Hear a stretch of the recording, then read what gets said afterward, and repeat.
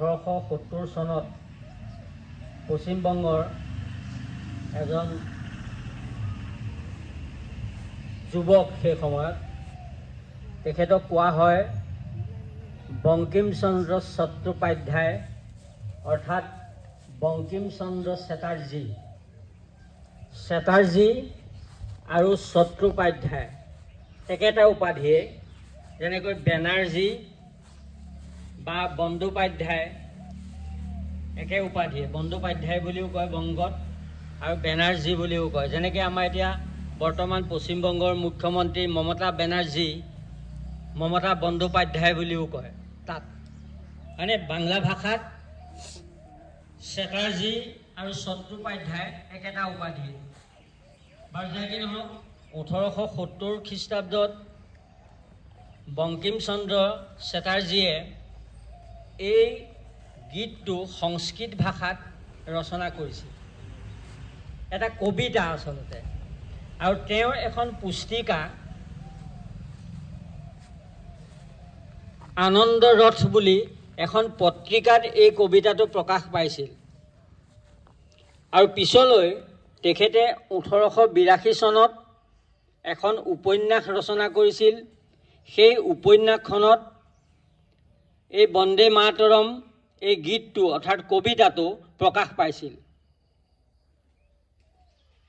ইয়াৰ পিছতে 1896 খ্ৰীষ্টাব্দত গুৰুদেৱ ৰবীন্দ্ৰনাথ ঠাকুৰে চাবা দেই আমি ৰবীন্দ্ৰনাথ ঠাকুৰক কবি গুৰু বুলি সম্বোধন কৰোঁ সমগ্ৰ ভাৰতবৰ্ষই তেখেতক কবি গুৰু ৰবীন্দ্ৰনাথ ঠাকুৰ বুলি কয় তেখেতৰ আৰু এটা উপাধি আছে সেইটো হ'ল বিশ্বকবি ৰবীন্দ্ৰনাথ ঠাকুৰ আৰু পশ্চিমবংগত সেই সময়ত ৰবীন্দ্ৰনাথ ঠাকুৰক গুৰুদেৱ বুলি সম্বোধন কৰা হৈছিল 1896 চনত সেই সময়ৰ ভাৰতীয় জাতীয় কংগ্ৰেছৰ এখন সভাত গুৰুদেৱ ৰবীন্দ্ৰনাথ ঠাকুৰে এই বন্দে মাতৰম গীতটো পৰিৱেশন কৰিছিল যেতিয়াই গুৰুদেৱ ৰবীন্দ্ৰনাথ ঠাকুৰে এই গীতটো কংগ্ৰেছৰ মহাসভাত পৰিৱেশন কৰিলে তেতিয়াই সমগ্ৰ ভাৰতবৰ্ষই এই গীতটোক ৰাষ্ট্ৰীয় গীত হিচাপে স্বীকৃতি দিলে কিন্তু আনুষ্ঠানিকভাৱে নহয় অনানুষ্ঠানিকভাৱে ৰবীন্দ্ৰনাথ ঠাকুৰৰ মুখত যেতিয়া সেই গীতটো শুনিবলৈ পালে তেতিয়া এই গীতটোৰ জনপ্ৰিয়তা অত্যন্ত বাঢ়ি গ'ল আৰু সেই সময়ত আমাৰ স্বাধীনতা আন্দোলন পূৰ্ণ গতিত চলি আছিল আৰু স্বাধীনতা আন্দোলনৰ একমাত্ৰ শ্লোগান হৈ পৰিল যে বন্দে মাতৰম স্বাধীনতা সংগ্ৰামীসকলে আন্দোলনলৈ যাওঁতে সকলোৱে এটাই শ্লোগান দিছিল যে বন্দে মাতৰম অৰ্থাৎ এই গীতটোৱে কি কয় গীতটোৰ মূল কথাখিনিয়ে আমাৰ ভাৰত মাতৃক অৰ্থাৎ আমাৰ জন্মভূমি ভাৰতবৰ্ষৰ বন্দনা কৰিছে যেতিয়াই ই স্বাধীনতা সংগ্ৰামত ই এটা দেশভক্তিৰ মহামন্ত্ৰ ৰূপে পৰিচিত হ'ল তেতিয়াই 1836 চনত এই গীতটিক আনুষ্ঠানিকভাৱে ৰাষ্ট্ৰীয় গীত হিচাপে স্বীকৃতি দিয়া হ'ল মনত ৰাখিবা ৰাষ্ট্ৰীয় গীত আৰু ৰাষ্ট্ৰীয় সংগীত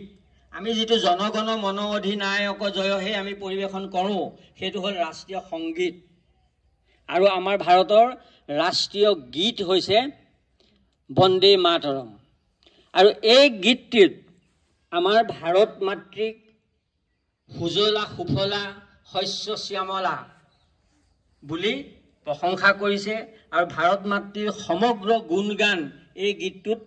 মানে কৰা হৈছে আৰু গীতটো আমাৰ সংস্কৃত ভাষাত ৰচনা কৰা হৈছিল গতিকে ইয়াৰ অৰ্থ তোমালোকে বিচাৰিলে পাবা গতিকে ইয়াৰ সম্পূৰ্ণ অৰ্থ জানিলে তোমালোক আচৰিত হ'বা যে এই গীতটোৱে আমাৰ দেশ মাতৃক কিদৰে মানে প্ৰশংসা কৰিছে আৰু আমি কেনেকৈ দেশ মাতৃক সেৱা কৰিব লাগে সেই সম্পৰ্কে যথেষ্ট ইয়াত কৈছে 1836 চনত ইয়াক ৰাষ্ট্ৰীয় গীত হিচাপে স্বীকৃতি দিয়া হ'ল আৰু পিছলৈ অৰ্থাৎ 1950 চনত